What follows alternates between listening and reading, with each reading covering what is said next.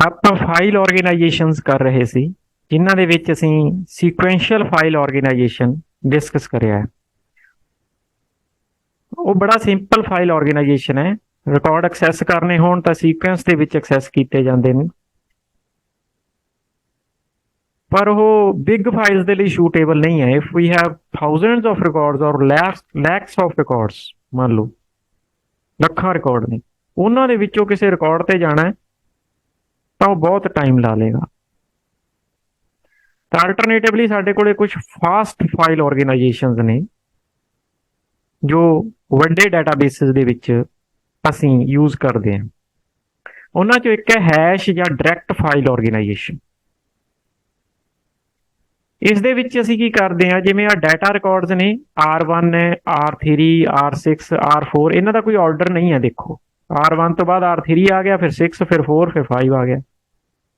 ਇਹਨਾਂ ਦੇ ਜਿਹੜੇ ਐਡਰੈਸ ਨੇ ਹਾਰਡ ਡਿਸਕ ਦੇ ਉੱਪਰ, ਜਿਹੜਾ ਬਲੌਕ ਹੈ ਉਹਦਾ ਐਡਰੈਸ ਆ ਦੇਖੋ ਇੱਥੇ ਪਿਆ, ਡਾਟਾ ਬਲੌਕਸ ਇਨ ਮੈਮਰੀ, ਜਿੱਥੇ ਇਹ ਰਿਕਾਰਡ ਸਾਨੂੰ ਮਿਲੇਗਾ। ਆ ਜਿਹੜੇ ਨੇ ਇਹਨਾਂ ਦੇ ਐਡਰੈਸਿਸ ਨੇ, ਬਲੌਕ ਐਡਰੈਸਿਸ ਕਹਿ ਸਕਦੇ ਹੋ ਤੁਸੀਂ, ਡਾਟਾ ਬਲੌਕਸ ਨੇ ਜਿੱਥੇ ਇਹ ਡਾਟਾ ਪਿਆ। ਤਾਂ ਪੁਆਇੰਟਰਸ ਦੀ ਮਦਦ ਨਾਲ ਉੱਥੇ ਤੱਕ ਪੁਆਇੰਟ ਆਊਟ ਕੀਤਾ ਜਾਂਦਾ, ਉਹਦਾ ਐਡਰੈਸ ਸਟੋਰ ਕੀਤਾ ਜਾਂਦਾ, ਇੱਕ ਫੰਕਸ਼ਨ ਲਾਇਆ ਜਾਂਦਾ। ਉਸ ਫੰਕਸ਼ਨ ਨੂੰ ਹੈਸ਼ ਫੰਕਸ਼ਨ ਕਹਿੰਦੇ ਨੇ, ਜਿਹਦੇ ਨਾਲ ਇਹ ਬਲੌਕ ਦਾ ਐਡਰੈਸ ਜਨਰੇਟ ਹੁੰਦਾ ਤੇ ਉੱਥੋਂ ਡਾਟਾ ਪੜ੍ਹ ਲਿਆ ਜਾਂਦਾ। ਇਸ ਕਰਕੇ ਇਸ ਨੂੰ ਡਾਇਰੈਕਟ ਫਾਈਲ ਆਰਗੇਨਾਈਜੇਸ਼ਨ ਜਾਂ ਹੈਸ਼ ਫਾਈਲ ਆਰਗੇਨਾਈਜੇਸ਼ਨ ਕਹਿੰਦੇ ਨੇ। In this method of file organization, hash function, hash ਇੱਕ ਸਪੈਸ਼ਲ ਟਾਈਪ ਦਾ ਕੋਈ ਫੰਕਸ਼ਨ ਹੈ। ਮੰਨ ਲਓ ਕੋਈ ਵੀ ਕਰ ਲਓ, ਸਿੰਪਲ ਮੈਂ ਕਹਾਂ ਤਾਂ ਉਹ ਚ ਮੰਨ ਲਓ 4 ਜੋੜਿਆ, 3 ਨਾਲ ਡਿਵਾਈਡ ਕਰਤਾ, 7 ਨਾਲ ਮਲਟੀਪਲਾਈ ਕਰਤਾ, ਐਦਾਂ ਕੁਛ ਸਿੰਪਲ ਸਮਝ ਲਓ। ਪਰ ਉਹ ਕਾਫੀ ਕੰਪਲੀਕੇਟਡ ਹੁੰਦੇ ਨੇ ਸਿਕਿਉਰਿਟੀ ਰੀਜ਼ਨਸ ਦੇ ਲਈ ਦੀ। ਬਾਕੀ ਉਹਨਾਂ ਦੀ ਜਿਹੜੀ ਰੇਂਜ ਹੈ ਉਹਦੇ ਅਕੋਰਡਿੰਗਲੀ ਉਹਨਾਂ ਨੂੰ ਚੂਜ਼ ਕਰਿਆ ਜਾਂਦਾ ਤੇ ਬਣਾਇਆ ਜਾਂਦਾ ਸਪੈਸ਼ਲੀ। ਮੈਂ ਤੁਹਾਨੂੰ ਸਿਰਫ ਐਗਜ਼ਾਮਪਲ ਦੇ ਰਿਹਾ ਕਿ ਹੈਸ਼ ਫੰਕਸ਼ਨ ਮਤਲਬ ਅਸੀਂ ਉਹਦੇ ਤੇ ਕੋਈ ਕੈਲਕੂਲੇਸ਼ਨ ਕਰਨੀ। It is used to calculate the address of the block to store the records. ਜਿਹੜੇ ਰਿਕਾਰਡ ਸਟੋਰ ਹੋਣਗੇ ਉਹ ਬਲੌਕਸ ਦੇ ਵਿੱਚ ਸਟੋਰ ਹੋਣਗੇ।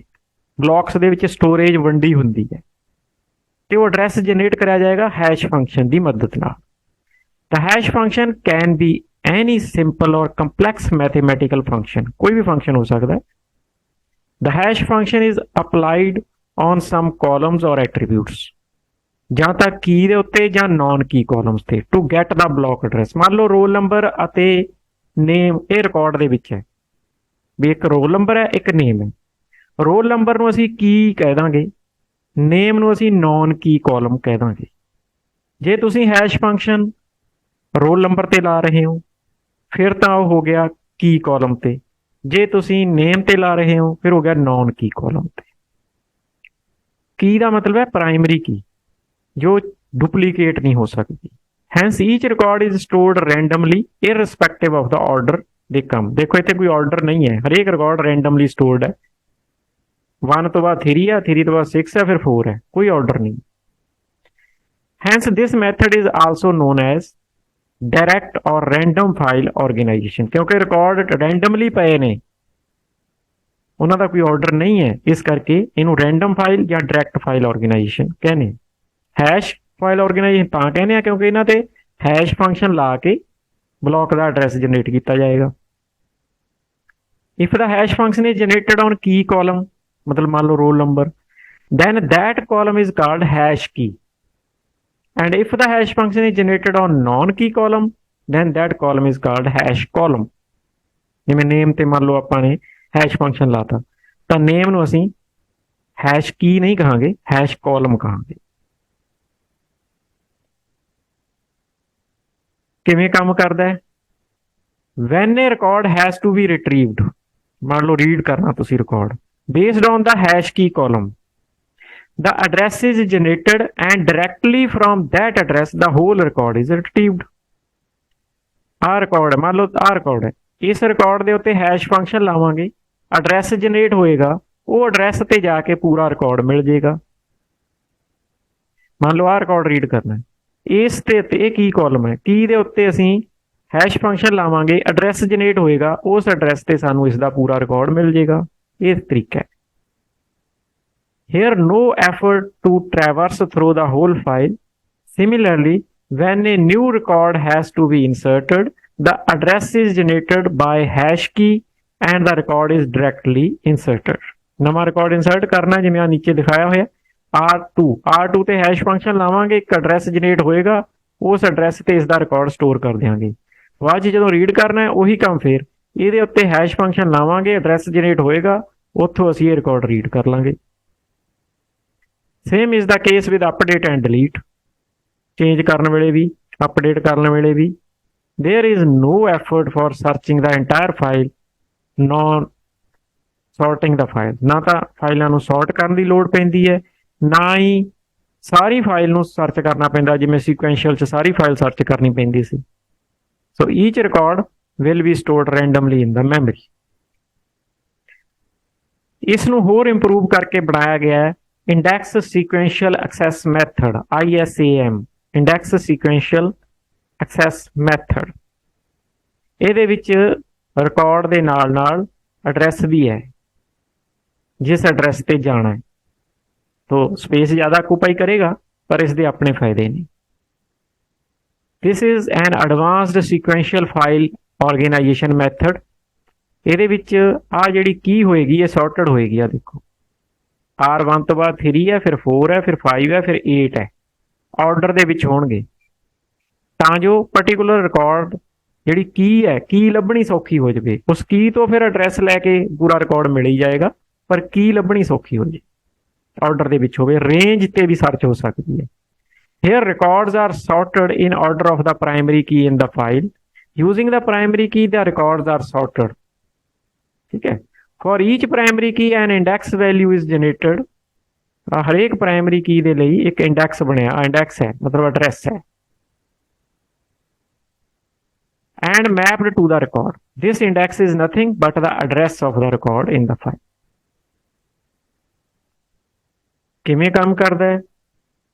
इन this method if any record has to be retrieved, मान लो तुसीं रीड करना है, based on its index value the data block address is fetched and the record is retrieved from the memory।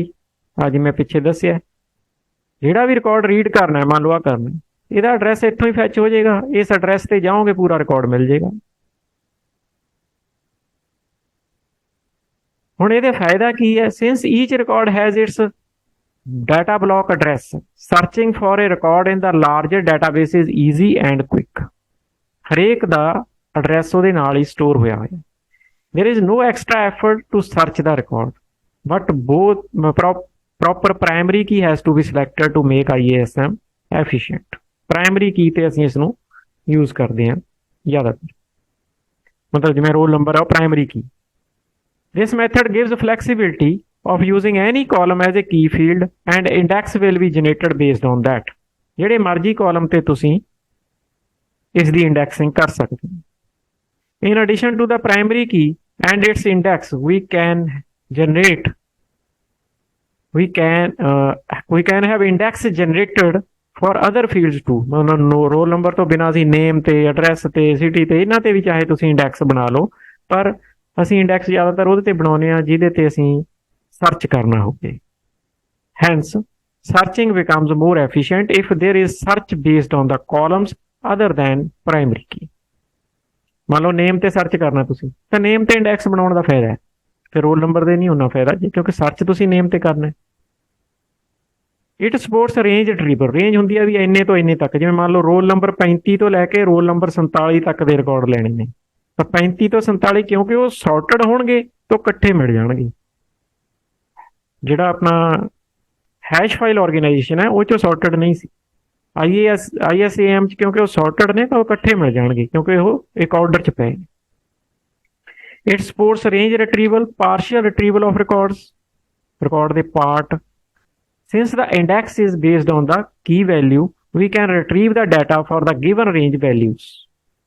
In the same way when a partial key is provided, partial key मान लो जिन्हों का नाम ए तो शुरू होंगे वो record लेने ने, मतलब की दा पार्ट, तो उहदे ते सर्च हो जाएगी क्योंकि अल्फाबेटिकली होणगे, ए वाले पहला आ जाने सारे।